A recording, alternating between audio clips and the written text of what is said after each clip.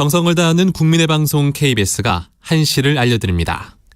AM 711kHz, FM 97.3MHz, KBS 1라디오입니다. HLKA.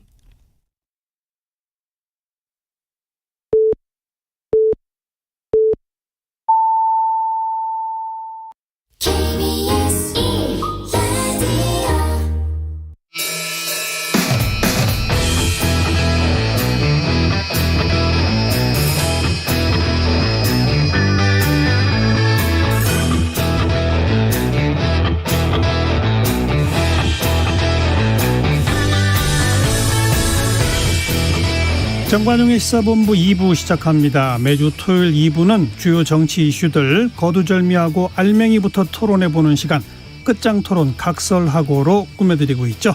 각설하고 출발합시다.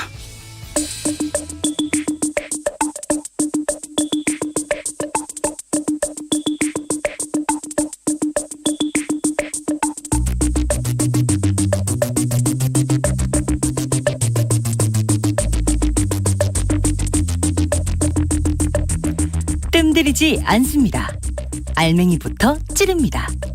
고수들의 진검승부, 끝장토론 각설하고.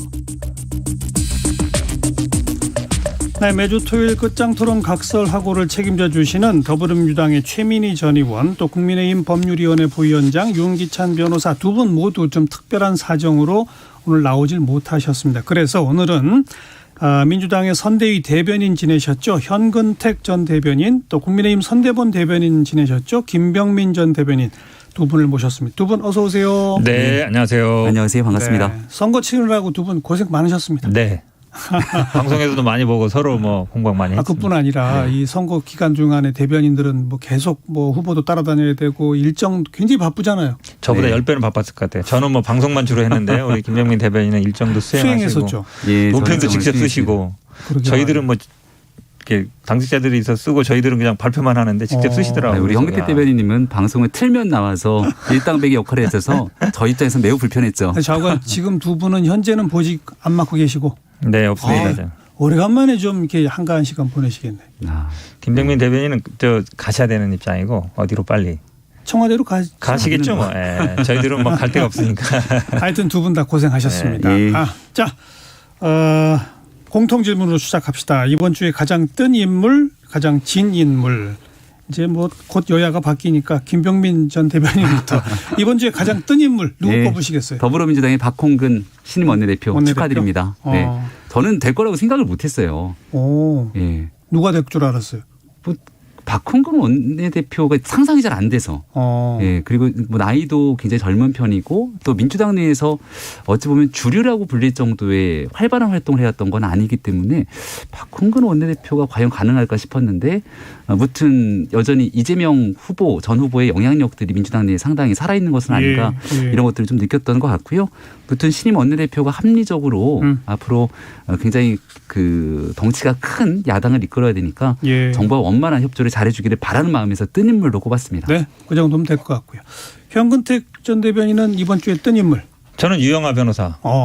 왜냐하면 대구시장 얘기가 벌써 나오고 있잖아요. 그리고 박근혜 전 대통령이 어쨌든 퇴원하고 사저로 돌아가면서 박근혜 전 대통령이 당연히 이슈의 초점이었는데 유영하 변호사가 갑자기 대구시장 얘기가 나올지는 상상을 못했거든요. 맞아요. 네, 그렇게 본다 그러면 제가 보기에는 유영하 변호사가 이번 주에 가장 뜨지 않았나 이렇게 보고 있습니다. 유영하 변호사가 정치적으로는 사실 좀 불운하죠. 그동안 국회의원 되려고 몇 번 했었는데 다 떨어지거나. 박근혜 전 대통령이 계속 밀어주고 이래서 좀 잘 안 됐는데 그때는 이제 중앙 정치에 따라서 많이 오갔었는데 지금은 이제 박근혜 대통령이 대구에 내려갔고 거기 가서 또 메시지가 인재를 키워서 대구와 대한민국의 발전을 위해서 내가 힘을 보태겠다 그러면 그 인재 그럼 당연히 유영하로 생각되고 대구의 발전, 대구시장 내가 작은 힘을 보태겠다, 밀어주겠다. 딱 그렇게 해석할 수밖에 없는 상황이 됐어요. 야, 그러면 국민의힘 쪽으로 나오지 않겠어요, 아무래도. 그러겠죠, 아무래도. 그럼 여기 지금 홍준표 의원도 있지, 현 김재원. 시장도 있지, 김재원 최고도 있지, 경쟁이 대단하네요. 근데 대구에서의 또 박근혜 대통령 영향력이 있기 때문에 또 윤석열 후보 입장에서는 붙잡아야 되거든요. 지금 이제 다음 주에 가겠다 그랬는데 좀 천천히 생각해 보겠다 그랬잖아요. 그럼 어쨌든 아쉽잖아요. 그렇죠. 윤석열 후보가 초청도 해야 되고 그럼 딱 찾아왔을 때 뭐라고 하겠어요. 아유 제가 좀 아끼시는 분이 있는데 잘 부탁드립니다. 하면 윤석열 후보 당사인 입장에서 뭐 안 됩니다. 하기도 쉽지 않은 상황이거든요. 제가 보기에는 당선인이라고 됩니다 안 됩니다 함부로 말 하긴 못하지만 경선을 해야 되는데 경선을 할 수도 있겠지만 이제 힘이 실리고 또 만약에 의지다. 예를 들어서 전략 공천도 가능하다. 저 박근혜 전 대통령의 의지고 또 윤석열 당사인의 의지다 그러면 그 바람 불죠. 금방. 그럴 수도 있겠네요. 네, 제가 바라보는 정치는 결국은 정치는 정치인이 하는 거고요. 특정 누군가에 기대서 정치를 하게 되는 건 국민들로부터 오래 가기가 좀 어려운 측면들이 있더라고요. 유영하 변호사가 뭐 훌륭한 자질을 갖고 있겠습니다마는 단순하게 누군가의 후광 때문에 뭔가 정치적 발판을 마련하기는 어려운 터라 대구에서 훌륭한 분들이 열심히 경쟁해서 좋은 이럴 후보 나올 가능성도 겁니다. 있어요. 그러니까 대구시장에 예를 들어서 홍준표라든지 현역 의원이 나가면 거기 또 보궐선거 가능성이 있거든요. 그렇죠. 네, 보궐선거 이번에 할 수 있어요. 6월 1일 날. 그러면 이제 대구시장이 누가 되면 이제 거기에 또 국회의원 보궐선거에 그렇죠. 밀어줄 수 있어서 어쨌든 유영하 변호사는 살아있는 카드다. 핫한 카드다. 그래서 예. 뜬 인물이군요. 네네. 자, 금주의 진 인물은 김병민 대변인. 예, 북한의 김정은 위원장. 네, 해도 해도 너무하죠. 지금 있는 상황에서 ICBM을 쏘면서 기존에 있었던 미사일 발사 실험 중단에 대한 모라토리엄을 스스로 파기했는데 국제적으로 본인의 약속들을 완전히 저버린 최악의 지도자로 남게 됐고요. 예. 한 가지 더 최악의 인물이라고 꼽게 된 것 중에 하나가 사진 영상들을 공개했는데 좀 조악한 영상들을 공개를 했죠. 뭔가 이렇게 영화의 한 장면을 패러디한 것처럼 나타나서 이런 식의 도발 행위로 본인이 원하는 것을 얻기 어려울 거기 때문에 가장 친인물로 꼽았습니다. 네. 뭐 여기에는 이견이 있을 수 없는 것 같아요. 그렇죠. 네. 현근택 대변인은 금주의 진 인물. 저는 안철수 인수위원장. 인수위원장인데 왜요? 인수위원장 할 때는 다들 스포트라이트를 받고 이랬는데요. 결국은 아마 인수위원장은 임기가 뭐 2달도 안 되잖아요. 그 권성동 의원 발언 그렇죠. 때문에. 결국은 이제 총리로 가야 어찌 보면 이제 실제 권한을 행사하는 건데 총리로 가는 거에 대해서 권성동 의원이 뭐 과하다 욕심이다 이랬는데 그 다음이 중요하거든요. 그 다음이 중요한데 윤석열 당선인은 뭐 별말이 없는 것 같고 주변에서도 이거 너무 과하다 그렇게 발언하면 안 된다라는 얘기가 별로 없어요. 국민의힘 쪽에서. 그러면 공감대가 있는 거예요. 안철수 인수위원장은 이제 그것만 해라. 이제 총리는 하지 말아라. 라는 공감대가 있고 최근에 뭐 언론 단독이나 이렇게 이름이 나오는 거 보면 뭐 삼배수 나오는 거 보면 거기 이름 없어요. 그런 거 보면 국민의힘이나 아니면은 뭐 권선동 의원이 또 핵관 중에 핵관이니까 그 핵관이나 이런 분들 생각에는 이제 안철수 위원장은 인수위원장으로 끝 아니냐 아니면 뭐 선거를 나가시든가 이제 이렇게 분위기로 가는 것 같아서 일단 총리는 좀 멀어지는 게 아닌가 이렇게 보고 있습니다. 그렇게 가는 거예요? 제가 봤을 때는 이제 라디오에서 나왔던 권선동 의원의 발언이지 않겠습니까? 이게 안철수 위원장을 정조준했다 이렇게 보기는 좀 어려울 것 같아요. 오히려 딱 집어서 얘기했는데요. 찝어서 얘기를 했습니다만 정확히 말하면 인수위에서 뭘 맡았다는 것만으로 그 이유까지 펼쳐지는 게 보장된 것은 아니다가 전체 맥락의 핵심이었다고 생각을 하거든요. 누구보다 당선인과 가까운 관계에 있었기 때문에 지금은 인수위에서 아무런 보직도 맡지 않고 있지 않습니까? 점령군처럼 혹시나 비춰지진 않을까. 내가 선거 때 이만큼 기여를 해서 여기에 들어갔다고 이 일이 그대로 성공한 정부를 만들기 위해서 쭉 이어져서는 안 된다. 그러니까 백지에서 모든 것들을 시작하기 위해 당선인을 위한 길을 좀 넓혀놨으면 좋겠다는 의지로 말씀을 하신 것 같은데 이게 아무래도 워낙 영향력이 센 인사의 발언이다 보니까 좀 와전이 된 게 아닌가 싶고요. 안철수 위원장 같은 경우는 실제 주식에 대한 백지 신탁 문제부터 여러 가지 이해관계들이 좀 걸려 있어서 많은 고민들이 있지 않는가라는 게 전문가들의 평가인데 뭐 인사는 마지막 순간까지 열어봐야 하니까 좀 지켜보시죠. 아직은 열려 있다. 아무도 알 수 없는 거라고 생각합니다. 저는 좀 달리 보는데 왜 그러냐면 처음에 이제 그 단일화를 할 때 조건이 뭐였냐면 공동으로 인수위 꾸리고 공동 정부를 구성한다는 거였어요. 공동 정부 구성하면 우리가 DJP 생각 안 할 수가 없고 그럼 대통령하고 총리 그게 기본적인 공동 정부 구성이에요. 근데 총리를 안 주고 예를 들어서 내각 추천한 사람 몇 사람 꾸렸는데 공동 정부 구성할 수 했다고 볼 수 있느냐? 사실은 공동 인수위는 약간 부차적인 거예요. 과기 부총리 정도 갖고도 안 됩니까? 그게 공동정부라고 할 수 있겠어요? 사실은 대통령 우리나라 총리가 뭐 책임 총리 얘기하지만 대통령 권한에 비하면 사실 굉장히 작잖아요. 근데 그 밑에 부총리다. 근데 그거 가지고 공동정부라고 하긴 쉽지 않죠. 그러니까 그 사이에 고민하는 것 같긴 한데 그래도 어쨌든 제가 보기에는 약간 총리 가능성은 좀 멀어지는 게 아닌가. 자꾸 왜냐하면 백지 신탁 얘기를 자꾸 하더라고요. 국민의당 근데 이게 분들이.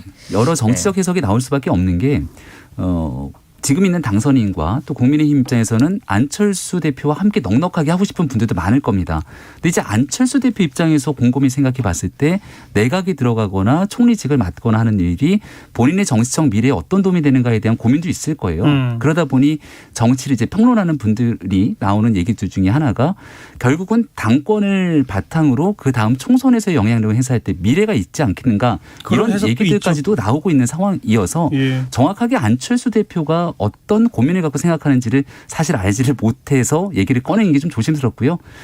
알겠습니다. 적정선에서 같이 잘 조율을 맞춰갈 거라고 봅니다. 그 안철수 총리 뭐 멀어졌는지 가까워졌는지 지금 뭐 두 분도 잘 모르시고 모르죠, 솔직히. 제가 보기에는 윤석열 당선인도 아직 몰라요. 본인도 전체 그림을 이제 하나하나 그려 나가야지 아직 모릅니다. 자, 조금 아까 일부에서 제가 이 김경진 전 의원 또 김종대 전 의원 양쪽 연결해서 김경진 전 의원한테는 왜 꼭 그 청와대 하루도 못 있겠다는 거냐 따져 물었고 김종대 전 의원한테는 그거 좀 잘 협조하면 안 되느냐 뭐 이렇게 따져 묻긴 했는데 두 분이 한번 얘기해 보세요. 청와대 국방부 이전 한번 현근택 대변인. 아니 이거 뭐 저희 사실 하도 얘기를 많이 해서 두 분이 토론해 보세요. 그렇죠. 얘기했는데 저도 잘 이해가 안 가요. 왜 하루도 못 가겠는가. 가서 사실은 지금 국민들의 여론도 안 좋고요. 여론 안 좋은의 원인도 보면은 안보 공백도 있지만 가장 큰 원인으로 그런 게 왜 이렇게 급하냐. 우리가 집을 이사 가도 몇 달 전에 집 보고 한두 달 전에는 다 마무리 짓고 이렇게 해서 이사 가잖아요. 그런데 처음에 말씀은 이제 광화문 가신다고 했던 거고 그때도 기자들이 다 아니 문재인 대통령도 그때 뭐 경호 보안 문제 안보 문제 뭐 비상 상황이 어떻게 할 거냐 다 검토했는데 안 되겠더라. 그래서 했는데 검토하셨냐 그랬더니 검토했다. 문제 없다. 간다고 했단 말이죠. 근데 오늘 갑자기 용산 얘기 나온 거는 뭐 한 보름도 안 됐잖아요. 일주일 정도잖아요. 그 만에 그러니까 일간에서 그러다 보니까 뭐 어떤 기자가 제안한 거 아니냐 이런 얘기도 하는데 검토 안 되던 게 됐는데 아무 문제 없다라고 얘기하고 있으니까. 근데 지금 북한은 미사일 쏴대죠. 정권 교체기죠. 이런 상황인데 하루도 안 들어간다. 그리고 뭐 지하 벙커도 안 쓰고 뭐 차량으로 한다 그러지. 그다음에 5월 10일 0시에 개방한다 그러지. 너무 좀 어찌 보면 서두른다는 느낌이 들어요. 아니 대한민국 국민들이 뭐 청와대 당연히 뭐 개방하면 좋겠지만 그게 5월 10일에 0시일 필요는 없는 거예요. 절차가 있는 거잖아요. 시간도 있고 법적인 절차도 있는 거고 거기에 또 중요한 안보 시설이라든지 이런 것들은 정리를 해야 되는 것이고 지하 벙커도 마찬가지고 그래서 절대로 안 간다 이런 말씀 하지 마시고 제가 보기에는 위기 상황에서는 당연히 청와대 가서 일단 먼저 일을 하시고 청와대 벙커도 쓰시고 하고 그다음에 국방부가 아니면 다른 대안은 뭐 있을 수 있다고 봐요. 지금처럼 예를 들어 전쟁기념관 얘기도 나오고 있고 아니면 새로 짓는 얘기도 나오고 있으니까 차근차근 해가시라. 왜 그렇게 꼭 5월 10일 0시에 이거를 꼭 하시려고 하는지 참 이해가 안 간다. 이렇게 말씀드리고 싶습니다. 그래서 하루도 들어가지 않겠다. 여기 좀 방점을 찍고 비판하시는 분들이 있는 것 같은데요. 하루도 들어가지 않겠다가 아니라 그만큼의 의지를 가지고 반드시 실현하겠다에 좀 방점을 찍었으면 좋겠습니다. 역대 거의 모든 대통령이 구중궁궐 청와대를 벗어나겠다 국민들께 약속드렸는데 또 들어가고 나면 실제로 그 약속 이행을 못합니다. 여러저러 이유를 들어서. 그리고 또 선거철이 다가오면 거의 모든 후보들이 다시금 이 약속을 하게 되죠.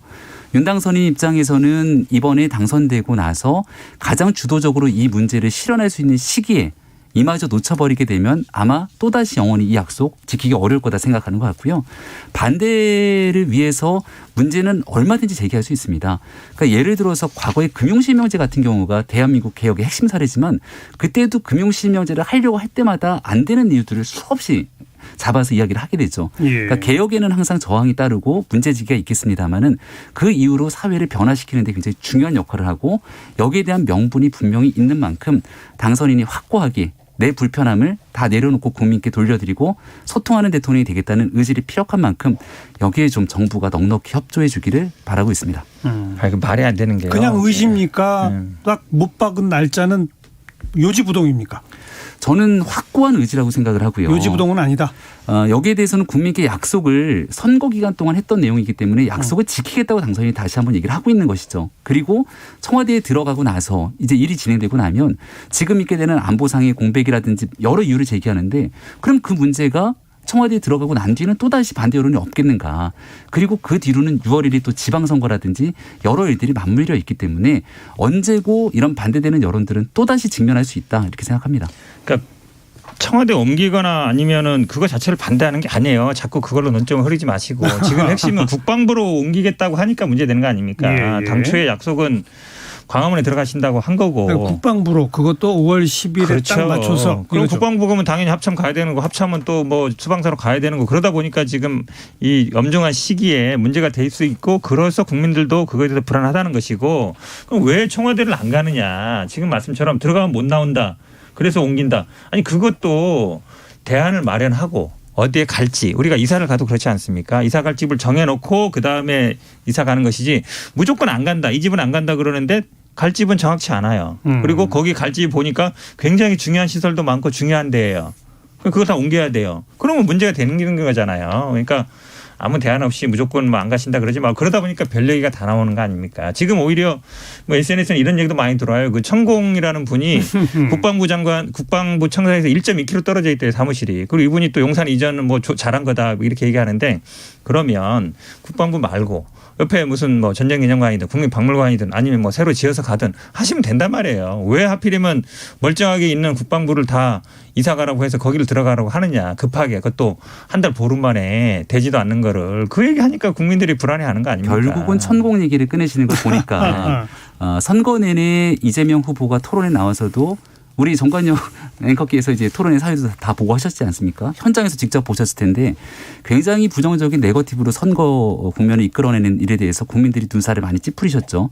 여전히 청와대 이전 문제에 대해서 넉넉히 협조하기보다는 정치적 레토릭 그리고 부정적인 네거티브로 이 국면을 끌고 가고 있는 것 아닌가 이렇게 문제를 제기할 수밖에 없습니다. 이유는 아주 간단하죠. 6월 1일 지방선거가 있는데 5월 10일 문재인 대통령의 임기가 다 끝나고 나서 윤석열 당선인의 임기가 시작됐는데 청와대 구중궁궐을 벗어나서 용산으로 이전하고 협치하는 새로운 국면의 시대가 열리게 됐을 때 국민들이 박수치고 새 대통령의 지지율이 월등하게 올라가게 되면 지방선거 해보나 마나 아닙니까? 이런 정치적 고려와 국면 속에서 발목 잡게 하는 건 아니냐 이런 얘기를 강하게 제기할 수밖에 없고요. 청와대 하루라도 안 가겠다는 이유가 뭐예요? 합리적인 제가 이유가. 분명하게 말씀을 드렸습니다마는 네. 이미 용산으로 이전해서 할 수 있는 계획들을 세워놨습니다. 언제요? 아니 지금 세워서 말씀을 드리는 것 아닙니까? 아니 그러니까 그 선거 끝나고 나서 얘기잖아요. 얘기를 좀 들으면서 말씀하세요. 네. 지금 아니 그거를 지금 끝나고 얘기할게요. 천천히 좀 얘기를 들으시고 말씀하시고요. 저는 우리 대변인님 얘기하실 때 항상 좀 경청하고 얘기를 합니다. 말을 좀 끊지 마시고. 예. 윤석열 당선인이 용산으로 이전을 하겠다고 일요일에 말씀을 드리고 나서 청와대 협조를 구했지만 청와대는 여기에 대해서 분명한 반대 입장을 피력했습니다. 그럼 청와대가 반대를 하더라도 가겠다는 의지를 천명한 만큼 5월 10일부터 차분하게 준비를 해서 가게 되는 시간이 좀 늦어지게 되는 것일 뿐이지 용산으로의 이전이 접혀지는 건 절대 아닙니다. 예. 그래서 그거를 가기 위한 과정을 국민 앞에 보다 솔직하게 분명하게 말씀을 드리고 그 기간 동안 청와대에 들어가는 것 대신 오히려 통일동 집무실에서 일을 보고 내가 좀 불편하더라도 용산 시대를 처음부터 열어가기 위해서 그 노력을 하겠다는 의지를 피력한 건데 이걸 가지고 천공 스승 얘기를 꺼내는가 하면 또 과거에 있었던 무속 프레임을 가지고 얘기를 계속 꺼내기도 합니다. 이 자리에 앉아 있었던 최민희 의원 같은 경우는 과거에 문제가 생긴 손 없는 날까지 꺼내가면서 얘기를 하지 않았습니까? 이런 일들로 선거를 치르고 그리고 대선이 끝났음에도 불구하고 지방선거를 앞두고 계속 정치적 공세를 펼치게 되면 여기에 국민들이 저는 동의하지 않을 거랍니다. 지방선거용이라는 발언에 대해서 어떻게 보세요? 아니 지방선거용이라는 거는요. 왜냐하면 국민들이 그러면 지금 이거에 대해서 반대 여론이 굉장히 높습니다. 과반 이상이 어떤 여론조사를 봐도 과반 이상이 반대 여론이 높아요. 왜 그러겠습니까? 그걸 예를 들어서 윤석열 당선인이 지금 말씀하시는 것처럼 그 국민들이 다 이거를 뭐 협조 안 하고 예를 들어서 선거에서도 안 도와주려고 해서 그러겠어요? 그러니까 제가 지금 풍속 얘기라든지 무속 얘기들이요. 저만 하는 얘기가 아니라 아주 어린 애들도 그런 얘기를 해요. 왜 그렇게 청와대 가기 싫어하느냐. 합리적인 이유를 얘기하라는 거예요. 그러니까 광화문 가겠다고 해서 안 되면 청와대 가서 그다음에 대안을 마련해서 가야 되는데 용산에 특히 국방부 건물에 가겠다는 거 불과 일주일 만에 나온단 말이죠. 그런데 국방부 건물에는 쉽게 이전이 안 되는 사유가 있어요. 그럼 당연히 상식적이라 그러면 일단 청와대 시설에 들어가서 이용한 다음에 대안을 만들어서 이사하겠다는 게 맞는 것이지, 그거에 대해서 문제 제기하는 과반수의 국민들이 다 그러면 이상한 생각을 하고 있고 그에 대해서 정치적으로 문제 제기하고 있다는 겁니까? 그런 논란이 안 생기게끔 합리적인 설명을 하면 돼요. 근데 윤석열 당선인이 어떻게 있냐면 여론조사 의미 없다. 국민 여론 신경 안 쓰겠다는 거예요. 국민들 걱정하고 있는데 정치인이 대통령에 당선된 분이 기본적으로 국민들의 어떤 여론을 수렴하고 소통하겠다는 자세를 보이는데 그 소통이 중요하다 그랬잖아요. 그럼 국민 여론이 중요하지 않습니까? 그게 의미 없다 그래버리면 그냥 본인은 정해졌으니까 당신들은 국민들은 그냥 따라오기만 하면 된다는 거기 때문에 굉장히 오만한 태도죠. 오만하다. 여론조사가 의미가 없다고 얘기한 것은 아니고요. 여론조사에 대해서 아마 기자들과 차를 마시고 있는 과정 속에서 거기에 대한 가벼운 대화를 나눴던 거로 기억을 하고 있습니다. 여기에 대해서 만약 문재인 여론조사 결과가 나왔던 건 최근의 일입니다. 그리고 당선되고 난 이후부터 국방부를 이전하게 됐던 그 메시지를 국민께 피력한 바가 있는데요. 여기서 문재인 대통령이 협조하지 않는 결정을 내리게 되면서부터 갈등 국면으로 이어지게 되죠. 여전히 나타나게 되는 여론조사 일부 수치를 보게 되면 민주당을 지지하고 있는 국민들의 여론들과 국민의힘을 지지하고 있는 여론들 사이에서 이 정책적 사안을 두고 정치적 쟁점화가 돼버린 사안들이 있습니다. 이 부분을 바탕으로 국민들께서 일부 부정적인 의견을 피력할 수도 있겠습니다마는 이 내용들이 다 정리가 되고 나서 새롭게 시작되는 용산 이전 새 집무실 청사의 모습을 보여드리게 되면 그 여론이 또 바뀔 수도 있는 내용이거든요. 그런데 이 내용을 아까 말씀하셨던 것처럼 국민들이 무슨 반대하고 있는 내용들을 꼭 무속인 것처럼 말씀하셨던 것은 정쟁으로 이 문제를 끌고 가는 거라고 생각합니다. 두 분 정도 하시고 제가 그냥 국민 상식에 입각해서 양측에 질문을 드리고 싶어요. 그냥 상식적으로 지난 일요일 날 윤석열 당선인이 직접 나서서 국방부로 옮긴다. 국방부는 합참으로 가면 된다. 합참은 수방사로 가면 된다. 다 가능하다. 시기적으로도 가능하다라는 발표를 하기 전에 네. 상식적으로 현재 업무를 보고 있는 현 정부 사람들한테 좀 사전 협의도 해서 이게 가능하냐? 그 사람들도 가능하다고 동의했다. 예를 들어서 이런 게 전제돼야 당선인이 직접 나서서 발표하는 게 상식적으로 옳은 거 아닙니까? 그런 사전 협의 없이 무조건 날짜까지 정해서 일방적으로 발표하는 건 그건 좀 문제 있는 거 아닙니까? 저는 이런 질문을 드리고 싶고 반대로 청와대가 이제 그 다음 날 무리다라는 표현을 썼잖아요. 그렇게 하는 게 무리다라고 하는 표현을 쓰려면 우리가 정부 부처 면밀하게 검토해 보니 5월 10일까지는 안 되고 뭐 7월 며칠에는 가능하겠더라. 이렇게 대안을 내야 되는 게 또한 상식 아닌가요? 청와대 입장에서는 현재 정부를 꾸려서 일을 하고 있으니까. 양쪽에 제가 이런 질문을 드리면 아마 답변을 보여요. 저부터 얘기를 할게요. 예. 아마 일요일에 발표했을 때 예비비로 필요한 금액이 496억이 필요하다 이렇게 얘기를 한 것 같습니다. 그리고 그 금액에 대한 산정은 기재부로부터 보고를 받았다 얘기를 그것도 했고요. 뭐 기재부는 아니라고 또 합니다. 어쨌거나 기재부로부터 보고를 받았던 내용들을 가지고 이야기를 했다 이렇게 주장하고 있는 거니까 그 부분을 말씀을 드리고요. 현재 국방부 청사 이전을 단순하게 기획과 상상만으로 이루어지는 건 아니지 않겠습니까? 국방부에 있는 건물의 기능들이 합참으로 이전하게 되고 합참의 이전 수방사로 가게 되는 건 지금의 과제가 아니라 중장기적 과제이기 때문에 이건 나중의 일이겠죠. 여기에 대해서 충분하게 검토된 내용들을 바탕으로 당선인이 국민들에게 말씀드렸다고 생각하고요. 근데 누구와 어떤 방식으로 협의되고 검토가 됐는지에 대해서는 아니 당장 그걸 집행하고 움직여야 하는 게 현 정부 부처들 아닙니까? 현 정부 부처죠. 거기랑 사전 협의가 있어야 되는 게 아니냐 이 말이에요. 제 질문은. 그러니까 핵심적인 실무진들과의 협의가 어느 정도까지 진행됐는지는 아직 알 수 없는 상황 아니겠습니까?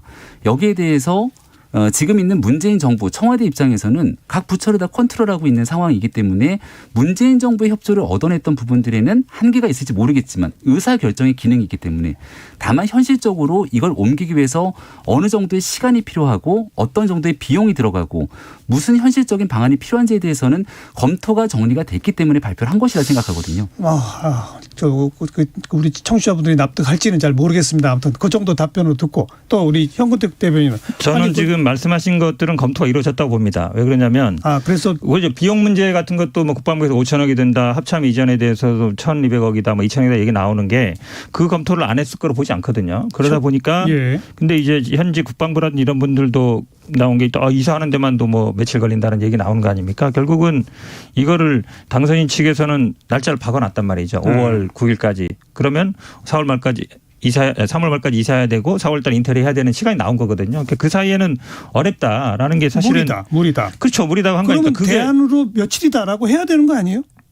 그거는 제가 보기에는 어차피 윤석열 당선인이 대통령이 취임하면 추진할 거예요. 근데 현 정부 내에서 이거를 이전하는 거를 계획을 세워서 이전한다. 제가 보기에는 그거는 지금 현직 대통령의 권한 밖의 권한입니다. 현직 대통령 권한은 5월 9일까지는 권한이기 때문에 그 내에 이전하는 거는 무리다. 그건 아마 NSC에서 각 장관이라든지 이분들의 얘기를 들었을 걸로 보고. 그러니까 그 네네. 답변은 무리이니 우리는 도와줄 수 없고 당신 취임한 후에 알아서 하시오 이겁니까? 그건 아니죠. 그러니까 그렇게 들리면 또 문제가 지금 있는 국민의힘 측이 당선인 측에서 얘기하는 건 왜 그러면 이거를 이사하게끔 안 도와주냐, 예비비 안 해주느냐 그거잖아요. 근데 저는 사실은 이거를 예비비로 하는 것 자체도 좀 이상하다고 봐요. 왜냐하면 기본적으로 인수위할 수 있는 권한들은 법에 정해져 있습니다. 기본적으로 인수인계, 그다음에 공약 시행 아니면 정책 수립 이런 거거든요. 그러니까 현직 대통령 입장에서는 현재 있는 상태 그대로 물려주고 여기서 문제 있는 것들은 검토해서 공약 실행이라든지 이걸 하면 되는 것이지 청와대 이전을 현재